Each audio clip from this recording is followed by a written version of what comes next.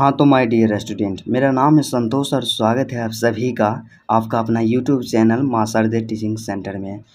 आज है crash course का डे 4। क्या आज है क्रैश कोर्स का डे 4 और हर क्लास की तरह आज का भी क्लास आपके लिए मोस्ट इम्पोर्टेंट होने वाला है, क्योंकि माय डियर स्टूडेंट आज की क्लास में हम लोग पढ़ने वाले हैं क्लास 12th जो आपका है हिंदी बुक, हिंदी के काव्य खंड का चौथा चैप्टर जिसका नाम क्या है, छप्पय है। क्या जिसका नाम छप्पय है, जो कि नाभा दास जी के द्वारा रचित है। क्या नाभा दास जी के द्वारा रचित छप्पय चैप्टर का हम आज विस्तार पूर्वक अध्ययन करेंगे। आपको पता है कि हम किसी भी चैप्टर का जब सॉल्यूशन करवाते हैं, पीवाईक्यू क्वेश्चन का सॉल्यूशन करवाते हैं, तो उसमें क्या करते हैं, सबसे पहला ऑब्जेक्टिव क्वेश्चन का सॉल्यूशन करवाते हैं, उसके बाद सब्जेक्टिव क्वेश्चन का सॉल्यूशन करवाते हैं। और सब्जेक्टिव में भी क्या है, सबसे पहला लघु उत्तरीय, फिर दीर्घ उत्तरीय और उसके बाद व्याख्यात्मक प्रश्न, तीनों तरह के प्रश्नों का सॉल्यूशन करवाते हैं, जो कि 2011 से लेकर के क्या है माय डियर स्टूडेंट, 2011 से लेकर के 2024 तक पूछा जा चुका है। सभी का विस्तार पूर्वक सॉल्यूशन करेंगे आज की क्लास में। तो चलिए, आपसे रिक्वेस्ट है, एक बड़े भाई होने के नाते आप क्या कीजिए, वीडियो को शुरू से अंत तक ज़रूर देखिए। और अंत तक जब आप देखते हैं और देखने से आपको लगता है कि यह हमारे लिए यूज़फुल है, इससे एग्ज़ाम में थोड़ा सा हेल्प हो सकता है, तो आप क्या कीजिए, चैनल को सब्सक्राइब कर लीजिए। क्योंकि क्या है कि हर सब्जेक्ट के हम लोग क्या करते हैं, जितने भी और पीवाईक्यू क्वेश्चन है चैप्टर वाइज सॉल्यूशन करवाते हैं। तो चलिए, आज की क्लास बिना टाइम का इन्वेस्ट किए मेरे दोस्त स्टार्ट करते हैं। तो सबसे पहले यहाँ पे देखिए, सबसे पहला ज़रूरी चीज़ यहाँ क्या होता है कि हमारा जो चैप्टर है, कौन सा चैप्टर है, काव्य खंड का चौथा चैप्टर जिसका नाम क्या है, छप्पय है। तो छप्पय के सबसे पहला क्या है कि छप्पय के लेखक या कवि कौन है, तो छप्पय के जो कवि हैं नाभा दास है। यहाँ से आप याद रखिएगा, क्योंकि एग्जाम में डायरेक्टली क्वेश्चन पूछ लिया जाता है कि नाभा दास के द्वारा रचित कविता कौन सा है, इस तरह से पूछेगा, या इसी को उलट करके पूछेगा कि छप्पय किसकी रचना है। और कई बार पूछा भी जा चुका है। तो यहाँ से आप क्या दीजिएगा कि छप्पय किसकी रचना है, नाभा दास की। सबसे पहला काम आप यही कीजिएगा, मतलब इम्पोर्टेंट है। उसके बाद यहाँ से सबसे पहला स्टेप हम लोग प्रारंभ करते हैं और देखते हैं। तो सबसे पहले हम लोग क्या पढ़ेंगे इस चैप्टर में, वस्तुनिष्ठ प्रश्न, जिसे कि हम लोग ऑब्जेक्टिव प्रश्न के नाम से भी जानते हैं। तो सबसे पहला यहाँ वस्तुनिष्ठ प्रश्न जो कि ऑब्जेक्टिव प्रश्न दिया गया है, 2021 में पूछा गया है। क्या 2021 में पूछा गया है बिहार बोर्ड इंटर एग्ज़ाम के द्वारा। क्या है पहला क्वेश्चन कि भक्तमाल, क्या भक्तमाल किसकी रचना है। तो भक्तमाल जो है किसकी रचना है, ऑप्शन के बारे में बात किया जाए, ऐसे तो आप लोग जानते हैं कि हम लोग नाभा दास जी के बारे में पढ़ रहे हैं, तो नाभा दास की ही रचना होगा। तो इसलिए आप यहाँ डायरेक्टली मार दीजिए क्या, नाभा दास। क्या नाभा दास, भक्तमाल किसकी रचना है, नाभा दास की है। क्या भक्तमाल जो है नाभा दास की रचना है। ऑप्शन नंबर ए इसका सही आंसर होगा। और कई बार एग्जाम में भी पूछा जा चुका है, इसको आप क्या कीजिएगा 2025 के लिए, क्या 2025 के लिए आप इम्पोर्टेंट कर दीजिएगा। क्योंकि देखिए माय डियर स्टूडेंट, यदि आपको टॉपर बनना है तो हम आपको हमेशा सजेस्ट करते हैं कि आप हर सब्जेक्ट को विस्तार पूर्वक पढ़िए। आप लोग क्या करते हैं कि हिंदी जो सब्जेक्ट है उसको आप इजी में ले लेते हैं, आसानी में ले लेते हैं, सोचते हैं कि हिंदी को पढ़ना उतना ज़रूरी थोड़ू है। लेकिन आपको पता होना चाहिए कि यदि आप एक बेहतर अंक लाना चाहते हैं तो बिना हिंदी के आप बेहतर अंक नहीं लाइएगा। क्योंकि आपका जो मेजर सब्जेक्ट होता है, जैसे फिजिक्स, केमिस्ट्री, मैथ, बायोलॉजी, आप तीनों चारों को जो बढ़िया से आप तो पढ़वे करते हैं, लेकिन हिंदी को आप इग्नोर करके चल जाते हैं। क्या हिंदी को इग्नोर करके चल जाते हैं, और यही कारण होता है कि कई स्टूडेंट ऐसे होते हैं जो इस प्रकार के मिस्टेक को कर जाते हैं। तो वे बहुत मेहनत तो करते हैं, लेकिन उनका एक बेहतर परसेंटेज नहीं आता है। और हमेशा आप टॉपर का इंटरव्यू देखिएगा तो उसमें टॉपर हमेशा आप लोग को सजेस्ट करेगा कि आप क्या कीजिए, सभी सब्जेक्ट को कॉमन लेकर के चलिए। क्योंकि क्या है कि 100 नंबर का यदि मैथ पूछा जाता है एग्ज़ाम में आपके, तो 100 नंबर का हिंदी भी पूछा जाता है। क्या 100 नंबर का हिंदी भी पूछा जाता है। इसलिए यदि आपको टॉपर बनना है, बेहतर बनना है, तो सभी सब्जेक्ट को कॉमन लेकर के जरूर चलना होगा। तो चलिए दूसरा प्रश्न को देखते हैं, थोड़ा सा ज़्यादा बोल दिए।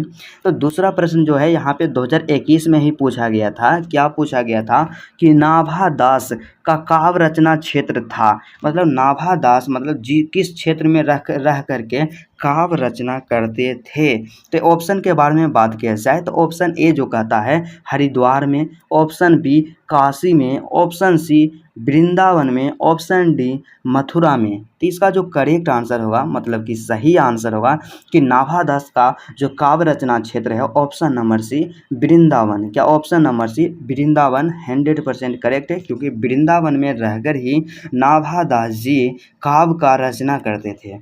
उसके बाद अगला जो तीसरा प्रश्न यहाँ पे दिया गया है 2018 में पूछा जा चुका है, क्या है कि नाभादास के दीक्षा गुरु कौन थे। तो नाभादास के दीक्षा गुरु के बारे में बात किया जाए तो नाभादास के दीक्षा गुरु थे ऑप्शन नंबर बी स्वामी अग्रदास। क्या यहाँ से याद रखिएगा कि नाभादास के दीक्षा गुरु कौन थे, स्वामी अग्रदास। और एक चीज़ आप लोग कॉमन मिस्टेक क्या करते हैं एग्ज़ाम में, एग्ज़ाम हॉल में, कि यहाँ पे दीक्षा गुरु है और आप लोग शिक्षा गुरु भी समझ लीजिएगा, क्योंकि क्या कि शिक्षा गुरु और दीक्षा गुरु दोनों अलग अलग होते हैं।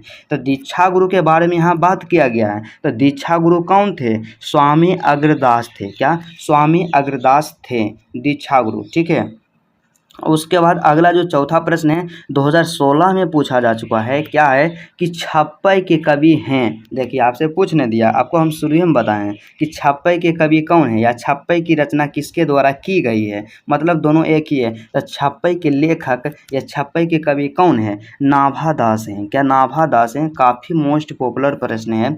उसके बाद पाँचवा प्रश्न के बारे में बात किया जाए जो कि 2022 में पूछा गया है, लेटेस्ट प्रश्न है, क्या है कि नाभादास किसके समकालीन थे। मतलब नाभादास किसके समकालीन थे, मतलब सीधा सा आप समझिए ना कि नाभादास जिस समय काव्य का रचना करते थे उस समय उनके समय में और कौन कौन कवि थे। तो यहाँ से सीधा सा इसका आंसर होता है कि उनके जो समकालीन थे तुलसीदास थे। क्या नाभादास के समकालीन कौन थे, तुलसीदास थे। क्या तुलसीदास, देखिए तुलसीदास नाभादास दोनों में दास लगल है, दोनों इस क्या थे, समकालीन थे, ठीक है। ये तो ट्रिक बताएं, ऐसे ज़रूरी नहीं है कि दास लगल रहेगा तो समकालीन रहेंगे।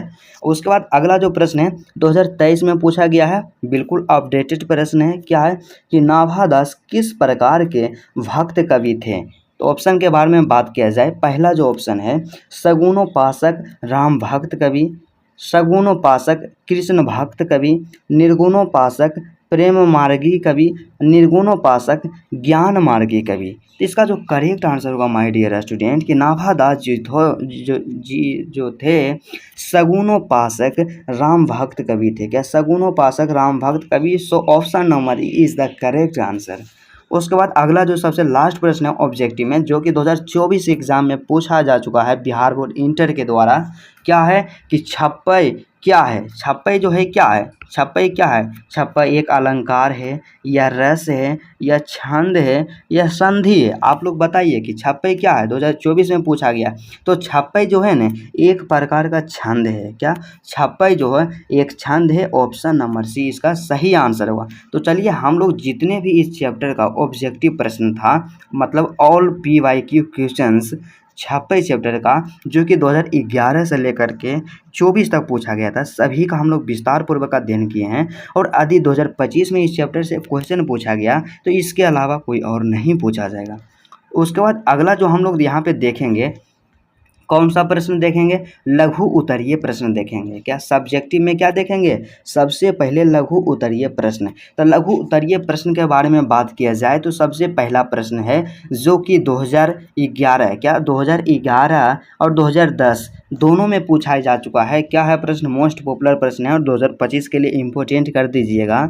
क्या है कि नाभादास ने छप्पई में कबीर की किन विशेषताओं का उल्लेख किया है। मतलब नाभादास जी जो हैं छप्पई में कबीर के किन विशेषताओं का उल्लेख किए हैं, इसी को लिखना है। तो आपको क्या है कि यहाँ पे लिमिट शब्दों में लिखना है। तो यहाँ सबसे पहले हम लोग लिखते हैं उत्तर दे करके, क्या लिखेंगे कि नाभादास ने अपने काव्य में कबीर की प्रशंसा की है। मतलब क्या किए हैं कि नाभादास जी जो अपने काव्य में कबीर के बारे में क्या किए हैं, प्रशंसा किए हैं। वो लिखते हैं नाभादास कि कबीर निर्गुण काव्य परंपरा के कवि थे। मतलब कबीर जो थे न निर्गुण काव्य परंपरा के कवि थे। कबीर की नज़र में भक्ति विहीन जो धर्म है वह सब धर्म कर गए हैं। योग यज्ञ व्रत दान और भजन के बिना शेष सब तुच्छ है। क्या शेष सब क्या है, तुच्छ है। उसके बाद क्या लिखते हैं कि कबीर ने हिंदुओं और तुर्कों को रामायणी, शबदी और साखी को प्रमाण उदाहरण देकर समझाया है। क्या किया है? समझाया है।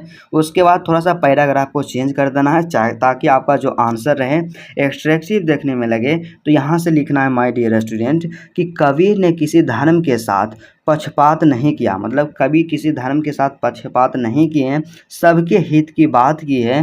जगत की दशा देखकर ही कवि ने अपनी बात की मुँह अच्छी बात उन्होंने नहीं की।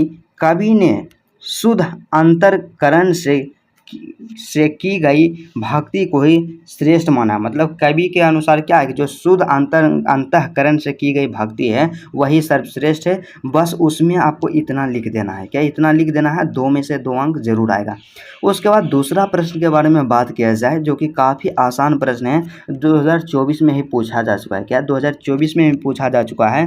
क्या पूछा गया है प्रश्न कि कबीर कानी राखी नहीं। यहाँ जो है छप्पे में जो एक लाइन है छप्पे से लिया गया है कि कबीर कानी राखी नहीं, इससे क्या तात्पर्य है? मतलब इसका क्या तात्पर्य है? मतलब क्या है कि इसके माध्यम से क्या कहना चाहते हैं? तो सबसे पहले यहाँ पे आंसर दिए, उसके बाद लिखेंगे कि कबीर ने 4 वर्णाश्रम तथा 6 दर्शन में से किसी का महत्व नहीं दिया। मतलब क्या है कि कबीर जो थे ने 4 वर्णाश्रम तथा 6 दर्शन थे जो था उसमें से किसी का भी महत्व नहीं दिए। क्या उसमें से किसी भी का भी महत्व नहीं दिए। उन्होंने केवल भगवत भक्ति को ही, क्या उन्होंने केवल भगवत भक्ति को ही संसार रूपी भवसागर पार करने का एक साधन बताया। मतलब क्या है? इसका मतलब यही है माय डियर स्टूडेंट, कबीर ने 4 वर्णाश्रम तथा 6 जो दर्शन हैं उसका महत्व नहीं दिए, बल्कि संसार रूपी भवसागर को पार करने का एकमात्र साधन जो बताएं भगवत भक्ति को ही बताएं। क्या भगवत भक्ति को ही बताएं? बस इतना ही प्रश्न पूछा गया था। दीर्घोत्तरीय प्रश्न इस चैप्टर से नहीं पूछा गया है। तो चलिए आज की क्लास में हम लोग इस चैप्टर के जितने भी इम्पोर्टेंट प्रश्न हैं सभी को हम लोग देख लिए हैं। और आपको क्या करना है, सबसे पहला काम, यदि आप इसका नोट्स बनाने में कैपेबल हैं, आपके पास टाइम है, तो आप इसका क्या कीजिए, नोट्स बना लीजिए। ठीक है। यदि आपके पास समय नहीं है तो आप क्या कीजिए, इसका PDF निकलवा लीजिए। क्या PDF निकलवा लीजिए ताकि एग्ज़ाम के टाइम में रिविज़न करने में आपको हेल्प करे। तो चलिए आज का क्लास यहीं तक रहता है। आप कमेंट करके बताइएगा कि आज का क्लास कैसा लगा, आपके लिए हेल्पफुल है कि नहीं है। तो चलिए आज का क्लास यहीं तक रहता है। फिर आपसे मिलते हैं नेक्स्ट वीडियो में और नेक्स्ट चैप्टर के साथ।